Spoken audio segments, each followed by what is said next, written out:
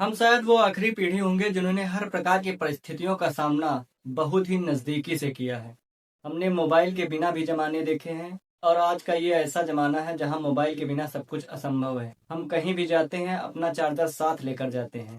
बच्चे हों, बड़े हों, बुजुर्ग हों, सब में इसका क्रेज बहुत ही आसानी से देखा जा सकता है। सबने इसके साथ रहना पसंद कर लिया है। हमने एक ऐसा ज़माना भी देखा है जहाँ पर शौच जाने के लिए हमें खेतों में जाना पड़ता था। और आज का ज़माना ऐसा है जहाँ पर हम अपने घर पर ही शौच कर सकते हैं, सुरक्षित होकर कर सकते हैं। हमने 1 रुपए से कम की धनराशि अठन्नी-चवन्नी को दुकानों में चलाया है, उनसे ज़रूरत की सामानें खरीदी हैं। और आज का ज़माना ऐसा है यूपीआई का, एक टिक से पैसे इधर से उधर ट्रांसफ़र। ऐसे बहुत सारे चमत्कारिक बदलाव हमारे ज़माने में हुए हैं। कह सकते हैं हम सबसे मजबूत जनरेशन हैं, जिन्होंने इन बदलावों को अपनी आंखों से देखा है। इन सबको अपनाने में हमें बहुत समय लगा कि कैसे चीजें अपने स्तर पर काम करती हैं।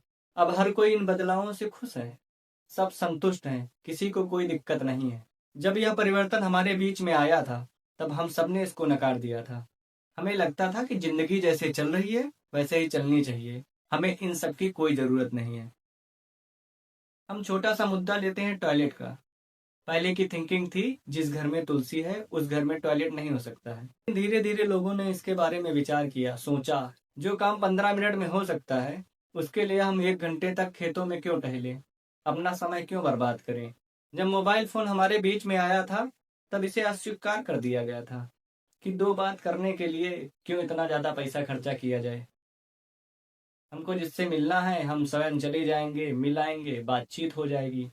लेकिन अब समय किसके पास है, तो लोगों ने इसे भी अपना लिया है। मेरा मानना है जो चीजें अच्छी हैं उनको अगर अपना लिया जाए तो उनमें कोई भी बुराई नहीं है। जो आर्थिक, मानसिक, शारीरिक श्रम को बचाएं, ऐसी चीजों को अपनाने में हमें देर नहीं करनी चाहिए।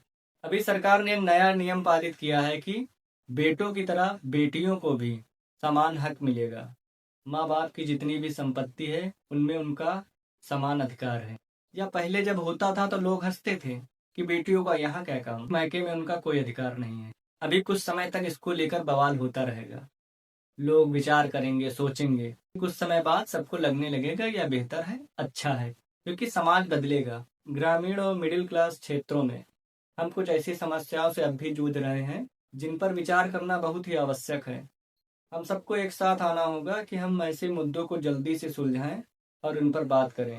अगर हम मौन रहेंगे तो सबका हक धीरे धीरे मरता चला जाएगा, और जो इन सब चीजों के लिए रोक टोक रहे हैं वो तो मर के चले जाएंगे और हम लोग बलि का बकरा बन जाएंगे।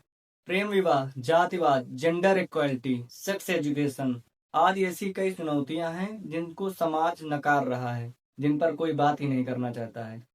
उन्हें लगता है जो जैसी चीजें चली आ रही हैं उनको वैसा ही रहने दीजिए।